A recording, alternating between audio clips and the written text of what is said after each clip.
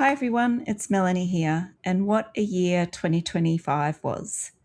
We were well into our fourth year of the Story Nerd podcast. We have finished our books and we created the Story Nerd courses. And Valerie and I are currently taking a break over this Christmas and New Year period. The fastest way to write a book in 2026 is to start with a first draft that is so strong it'll knock a reader's socks off. And our Story Trinity course is designed to teach you how to do it. For more information, visit storynerd.ca/courses. And remember that at StoryNerd, we give you the power to write a best-selling book. What you do with that power is up to you. Now, Valerie and I use the podcast to further our understanding of how story theory is applied. And Sense and Sensibility gave us an opportunity to grow our understanding of the theory around beginnings and endings, and also sequences. Now, I hope you're as excited about your writing in 2026 as we are. So Happy New Year, and let's kick some writing goals together.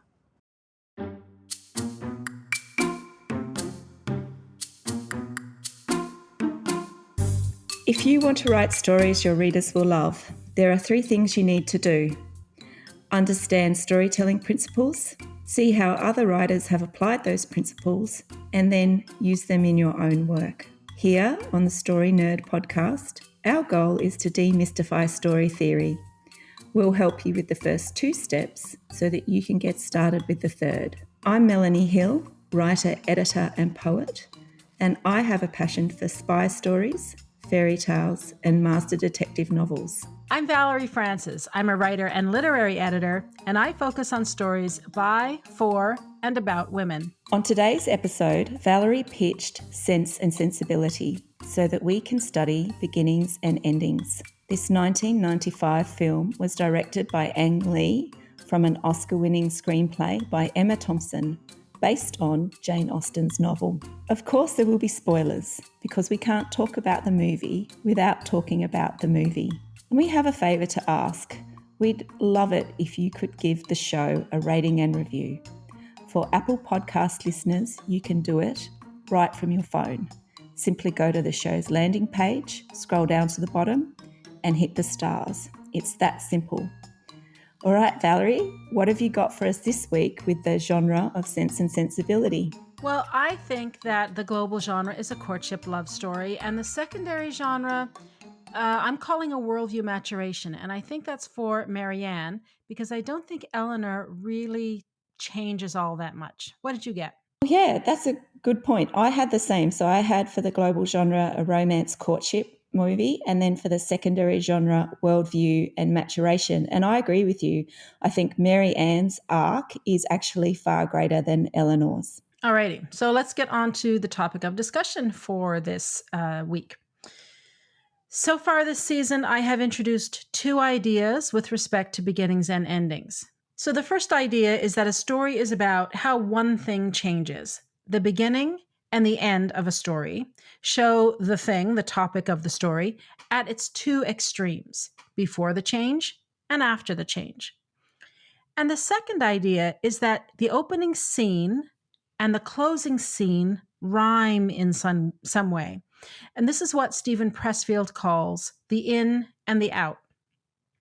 There are 3 things we need to keep in mind about the in and the out, and they are, 1, that the opening and closing images of a story should look as alike as reasonably possible. 2, at the same time, the out should be as different as possible from the in emotional and narrative terms. And 3, both the in and the out need to be on theme. So, with respect to Sense and Sensibility, where does that leave us? Well, let's look at the thing that's changing first. The very first thing to notice about this movie is that there are multiple storylines.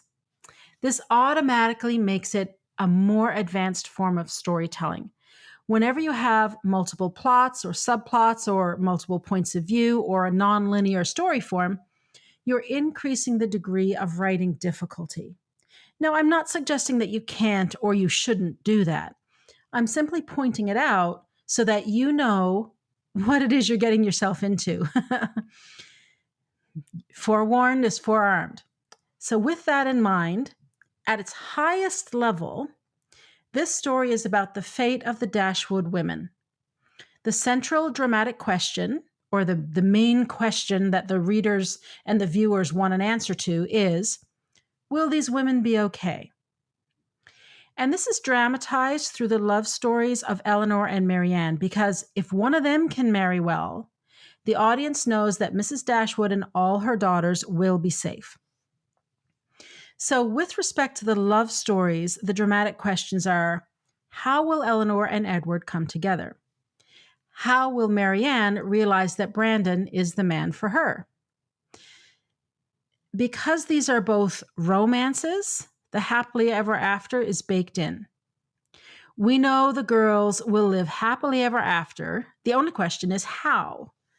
So the main love story is between Eleanor and Edward because Eleanor is the primary protagonist. Marianne is the secondary protagonist. So her love triangle, the Marianne Willoughby Brandon love triangle, that's the secondary love story. Structurally, the way this film has been set up, it's Eleanor's love story that frames the whole narrative. Eleanor's romance with Edward is introduced and dashed in the beginning hook. The middle build is occupied primarily with Marianne's love story. This is where she meets both Brandon and Willoughby, although there is a notable and important complication to Eleanor's love story in the form of Lucy Steele. Now, both love stories resolve in the ending payoff.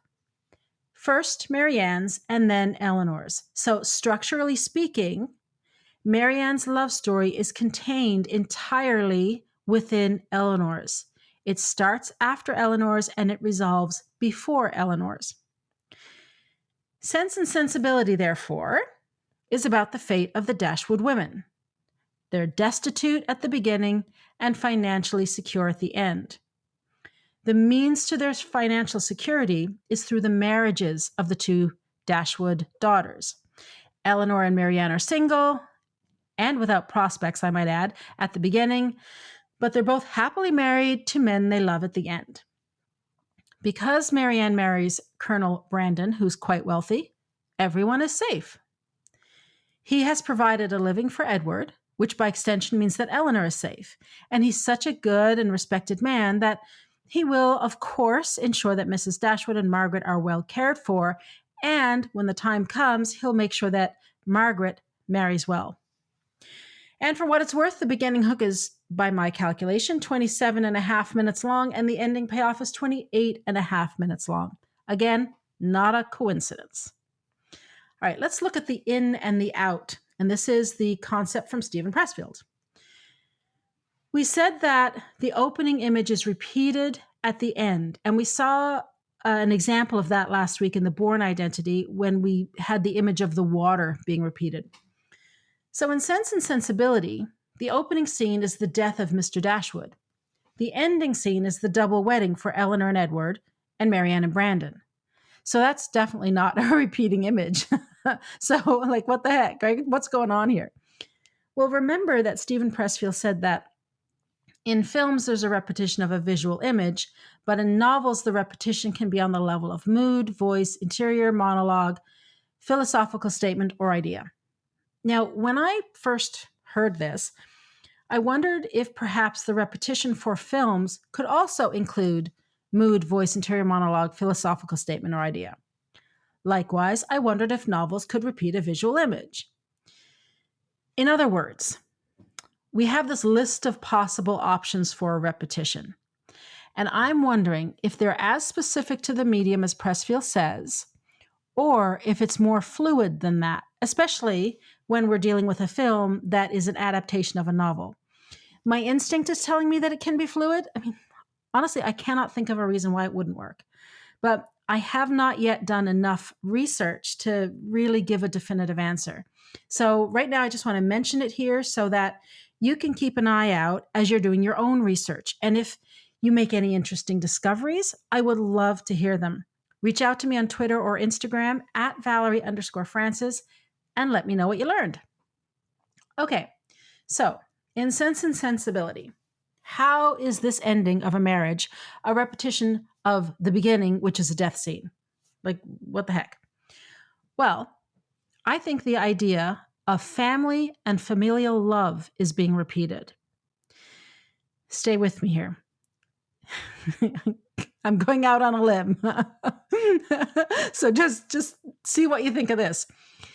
Mr. Dashwood's dying wish is that his wife and daughters are cared for.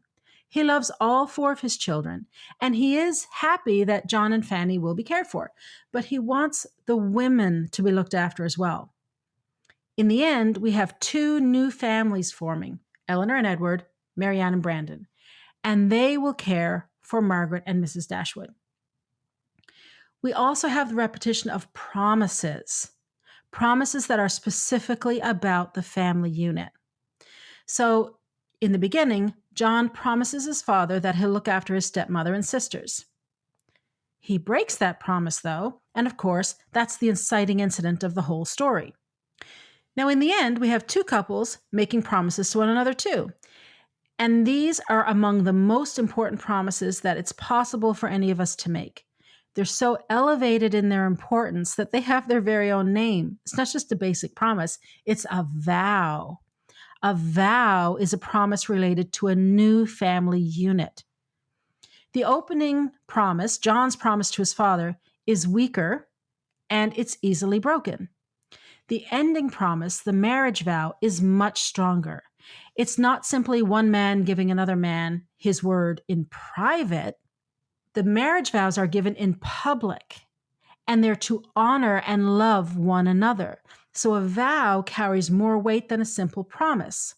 And it's doubled because there are 2 weddings. And then there's the circle of life. In the beginning, we have a death, Mr. Dashwood. In the end, we have the anticipation of birth. Because in a period piece like this, it's expected that Eleanor and Marianne will eventually have children. Mr. Dashwood's death is an ending. The marriages are a beginning. One life ends, 4 new lives begin. So no, there isn't a literal repetition of an image like we saw with the water in the Bourne Identity, but it is a repetition of theme and of ideas. So Melanie, how did you get on with your study of sequences this week? Well, that's a very interesting question because breaking this story down into sequences was more difficult for me than the Bourne Identity because the action or climactic moment for each sequences were more difficult to determine.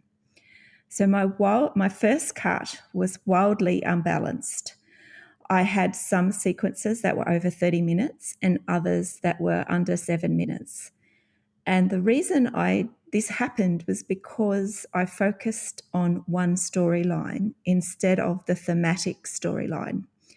So instead of looking solely at Eleanor's story, I needed to look at Eleanor and Mary Ann's story as 2 parts of the whole, which aligns, I think, Valerie, with what you were saying in your section at the front. It is the fate of the Dashwood women that the story is about. So that makes sense. I did nominate Eleanor as the protagonist in the story because it's her love story we're introduced to first. However, Mary Ann's story is a very close second. In fact, it was the fate of both sisters linked to Mary Ann's story, and when they align, that is what I used to determine my sequence breaks this week. Now, again, I've used a single central action to summarize the sequences, so I'm going to list those out. So sequence 1, I think, is the Dashwoods need a home. Sequence 2 is Edward and Eleanor's doomed courtship. Sequence 3 was Meet Sir John and the neighbours.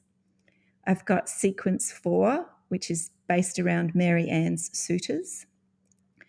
Sequence 5, which is after the midpoint shift, is I've called To London to Find the Men. And then sequence 6 is The Sisters Are Broken Hearted. Then in the ending payoff or the third act, I've got sequence 7, which is Facing a Life Without Love. And then finally sequence 8, which I've called Love is Patient and Kind. So what I've noticed this season as I'm looking at sequences, noting that we're only 3 episodes in so far, but the thing I've noticed is that the movies we've watched have very strong, clearly defined characters with clear roles, and the story doesn't divert from the theme. So the threads or subplots are on theme and don't shift attention away from the primary story. So they are variations of the global genre. So I'm sure you've noticed that I've used the word threads a few times when I'm really probably discussing subplots. But to me, threads are a better way to describe subplots because when I'm writing and when I'm analysing story, I think of how a story is woven and how the threads have woven together to create the fabric of the story. And this is an image that works for me. So I'm using that language to describe to you how I'm viewing the story and how I'm breaking it down and seeing it. So breaking down the story in sequences and looking at how each character and thread is woven has highlighted another important storytelling convention. So this has really reinforced a point that Valerie made last season during the Matrix episode, and that's stating the hope, fear, and stakes that the story is about out loud. Now, in Sense and Sensibility, Marianne summarises the stakes of the movie for her after her mother receives a letter offering them Barton Cottage.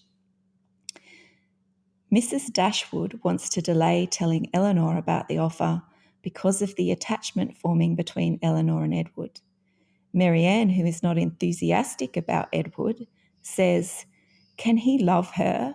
Can the soul really be satisfied with polite affections? To love is to burn." It's not out of place in the dialogue of the story, and it sums up Marianne's character and why she makes certain choices. The summary sentence is a convention in movies, and it's one that could be used to greater effect in novels as well. Now, back to sequences. So the first 4 sequences present different fates for the sisters. Eleanor and Edward's love is thwarted at the end of Act 1, and hope of seeing Edward away from Fanny seems to be dashed in sequence 3, when Edward mails the atlas he promised to bring himself. Marianne's love story has not started at the end of Act 1, so the large climactic moment and Mrs. Dashwood's decision to move to Barton College is based on Fanny's comment about marrying below what her mother expects, and that's in relation to Edward's marriage. The lovers are separated twice over because Edward is also called away to London, where Eleanor is moving to Barton Cottage. Eleanor's love story is presented first and resolved last. After the first 2 sequences, it's not directly on the screen again until the second part of the movie, once Mrs. Jennings takes the party to London for the season. Now, each pair of sequences has a job to do in the story, and this week I'm going to focus on sequence 1 and 2 and sequences 3 and 4. Now, these are not hard and fast rules, but they are options for you to consider as you write or edit your story when you're thinking about it in terms of sequences. So there are some scenes we should see in the first 2 sequences, and these are meeting the protagonist, or in this case, the protagonist being Eleanor and Marianne. We see their ordinary world, so the Norland estate is large and has a modest number of servants who work for Mrs. Dashwood. So we must also understand the internal and external problems. The Dashwoods must find a new home, and their situation has limited Eleanor's prospects of marrying for love. We don't see Marianne's problems other than her fate rests with her family. We see the protagonist's special skill. So this is the hero's gift express, which Valerie discussed a lot last season. So Eleanor's gift is guiding the family's decisions on where to live and being practical about the constraints their allowances place on them. And we see that she's very sensible. We meet the antagonist. So Fanny is the Dashwoods' antagonist because she's the one who's manipulated her husband into giving them nothing despite Mr. Dashwood's wishes on his deathbed. Fanny is also Eleanor's antagonist in love. She conspires a number of times to keep Edward and Eleanor separated. We also must meet the love interest, and this is Edward. Eleanor's affection for Edward comes at the end of the first sequence and is the main action of the second sequence. And the Act 1 crisis, as I've already mentioned, is when the Dashwoods leave for Barton College and Edward leaves for London with no promises or commitments to Eleanor. Each of the sequences in the stories we've watched so far have some similar features. In season 1, we've met the protagonists, seen their usual world, and understand their wants and needs, their problems, and we've also seen their special skills. So in sequences 3 and 4, we are now moving into the first half of the second act. We start looking for different things. We start to see the ladies picking up new allies. So we're introduced to Sir John, Mrs. Jennings, and Colonel Brandon, all of whom work to manoeuvre Marianne and Eleanor into the path of eligible men. So these people are all on the Dashwoods' side. We meet a love interest, so Marianne meets Willoughby and falls head over heels in love with him. We must see or can see the protagonist winning. Now, this is really interesting. Marianne is winning as the courtship with Willoughby moves at lightning pace, but Eleanor's love story is not winning in this first half of Act 2. We must also see an attack by the antagonist. So Edward is kept away from Barton Cottage, and the climactic moment in sequence 4 is when Willoughby is kept from proposing to Marianne. So we see two antagonists even though they're not entirely on screen, but we see the repercussions of the antagonist's actions even if we don't fully understand them. We kind of get an idea that something is amiss. And there must also be the start of a series of tests. So Marianne's actions with Willoughby test Eleanor, who believes her sister is acting with impropriety and their outward displays of affection are not appropriate. Now, one of the most important aspects of sequences 3 and 4 is that they must deliver on the promise of the genre. And since this is a love story, sequences 3 and 4 are focused on 3 love stories: the failure of Eleanor and Edward, Colonel Brandon's unrequited love for Marianne, and the courtship between Marianne and Willoughby. For nearly every scene is focused on one aspect of these love stories in this third and fourth sequence. These plot lines for Eleanor's story work in concert with Marianne's story. Eleanor's pain when the Atlas arrives is secondary in a plot sense to Marianne's joy at meeting Willoughby. And there's also Colonel Brandon's sad acceptance of Marianne's rejection, but also his admiration for her joie de vivre. Now, I mentioned that one of the problems I had was focusing on Eleanor's story instead of Eleanor and Marianne's story, and both are essential to help understanding the whole movie. Marianne is the sensibility part of the title, which means, in this sense and when it was written, a person who is driven primarily by their emotions. Marianne's fast affection for Willoughby catches fire fast, burns brightly, and turns to ashes in a much shorter period than Eleanor's. Marianne's Willoughby love story is included in sequence 3 to 6, but the Brandon love story starts, well, at least for Brandon, in sequence 3, and then goes on to finish at sequence 8. In the middle of the story, we see both sisters at a point where their requited love has become apparently unrequited. But things get worse for both through sequences 5 to 7. Marianne's is played out more publicly in society when she encounters Willoughby at the ball with his new fiancée, but Eleanor's is played out in private, and this is an interesting contrast, but also one that is keeping with the characters themselves and also the title of the story.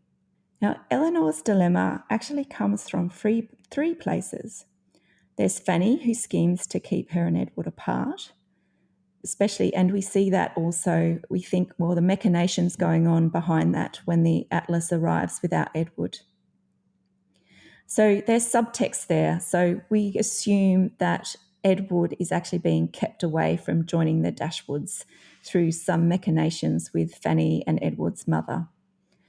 And then there's also Lucy. So Lucy confides to Eleanor that she's been secretly engaged to Edward for a number of years and swears Eleanor to secrecy. It's at this point where Eleanor's sense or her understanding of propriety and social conventions take a sharp turn. She must deny her own hurt and pain. And if what Lucy says is true, then Edward never held affection for her. So Eleanor is a pillar of sense and puts all others' welfare above her own. Now, the sequences in Sense and Sensibility are not as even as they were in The Born Identity. The final sequence is nearly 30 minutes long, whereas the other sequences are harder to identify, but I think they average out between 13 and 17 minutes. Now, like farce and dramatic irony in our first 2 episodes, this week's device has been to use 2 protagonists to create a whole story and subplots. This has been an unexpected delight this season, and I can't wait to see what next week's episode brings us in terms of how to use device to help you tell the story through your sequences.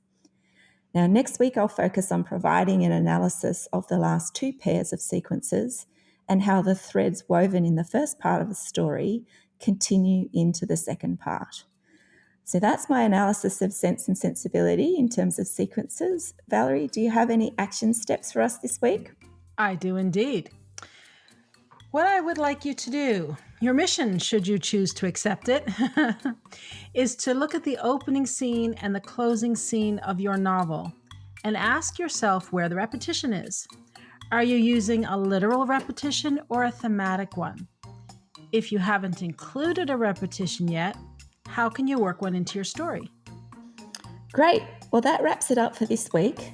Join us again next week when we're discussing sliding doors.